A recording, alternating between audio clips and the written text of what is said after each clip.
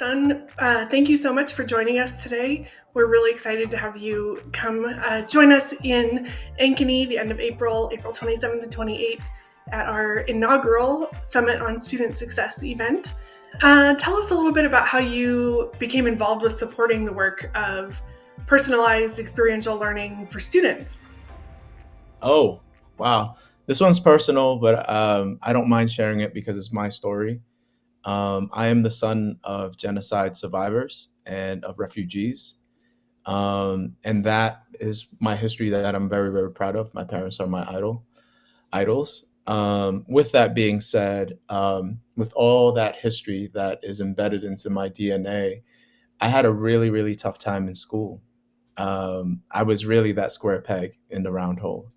And unfortunately, the traditional school system really didn't do anything to cater to my brilliance, to honor my brilliance, to honor my history, to honor my potential. I was, pretty much in a system of failing public schools where it was one size fits all. And I did not fit. So at a very young age, I was made to believe that I was unworthy, not smart, and incapable of excelling in the system that we call education. So it's really through that trauma that has really anchored the work of my life, and really acknowledging that there is brilliance in all young people. And we as educators, we as policymakers, we as community members, because I feel like education is everyone's business. We all have a stake in making sure that every young person thrives through their education, because all of them are citizens in our wonderful nation and are going to be thriving community members. So we all have an investment to make sure that they succeed. With that being said, there are concrete ways and strategies that systems and policymakers could really take initiative in cultivating systems around student-centered learning. There's ways to do that right now, whether it is through scheduling, whether that's through students as the curriculum, whether that's rearranging seat time, whether that's competency-based learning, whether that's real-world learning, all these different ways that acknowledge the brilliance of young people, because they all have it. And I think it's our responsibility to build systems to cultivate it. So that's my work. I mean, that's how I found Big Picture Learning in 2003 when I became an advisor and then a principal and then a district lead. And that's been the heart of my work. That's my why.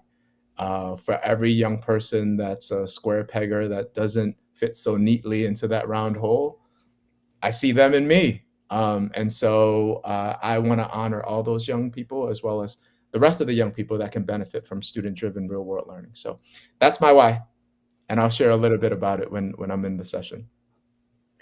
That's wonderful. Yeah, I know that's a big part of this work is our school board members share a very similar perspective of just really wanting to help their students.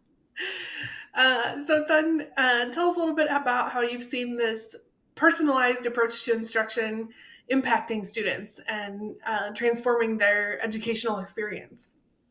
Yeah, I think the biggest thing that's missing in education right now, because we don't pay enough attention to it, but this is really about self-love. And I think if young people see their value, see their worth, and truly, truly learn and begin to understand oneself and love oneself, like that's the foundation to go outward, to build outwards. And everything else is secondary to that. So in our design, in honoring the brilliance of all young people, whether that is having young people fill out an individual learning plan that acknowledges that they have unique interests, passions, talents, skills, and truly, truly leveraging that as a form of learning and authentic learning, that lets young people know, oh wow, I am amazing, or begin that process of self-discovery and understanding themselves and their place in this world, so it could be a solid foundation that we can build upon to where they want to be in the future. To young people engaging in an ethnography, autobiography, which our young people engage in, and truly understanding their past, truly understanding who they are in the moment, and connecting it to where they want to be in the future. Like that's embedded into our schools and a critical component to sort of students' socio-emotional development, but also just personal value in this process that we call learning in schools. But then you authentically connect once they develop that awareness about themselves and really begin the process of truly understanding who they are and loving themselves. Then you could talk about what is the work that is most meaningful to you that aligns to your future. And so the one of the biggest pieces that I've seen is that in the process of authentically exploring their passions, something happens with our young people. So whether they tap into that, that passion that they already know, like in their belly and in their gut, this is what I want to do for the rest of my life, or it's simply just checking off, I thought I want to be a veterinarian, but I saw the blood and that's not for me. That is added value to young people's life and experiences as far as seeking out authentically and exploring their passions in a way to better fine tune what they're interested in. So, and also just engaging in authentic, meaningful work that they're interested in. But also, the biggest piece that's been a game changer for our young people is really around impact. So, in addition to getting grades, which they serve a purpose as far as young people knowing where they stand academically and measuring their skills and their growth, which is totally valid. But there's something different when young people know that their work is adding value and solving problems in the real world. There's a difference there. This isn't about a grade anymore. This is about, wow, like my project around water sustainability is going to provide water to my community that is impacted, with the water shortage or pollution in our water. Like that is one of the biggest sort of pieces, in addition to learning about this industry, in addition to fulfilling the academic requirements towards graduation and college readiness and career readiness. But the other aspect that we really, really can't put value to is young people internally seeing that I am solving problems in this real world, and that lights a fire in their belly in a way that I just haven't seen inside schools. So I'll just say that. That's fantastic. I can't wait to hear more about it during your workshop at our Summit for Student Success, April 27th and 28th. What is it that has you most excited to come speak with our school board members and our education leaders about the needs to support our students? Yeah. Gosh, I just get so excited when there's ever an opportunity to get some practitioners together and really just talk about what's possible in education. So, with regards to board members, I have a high level of respect and admiration for school board members.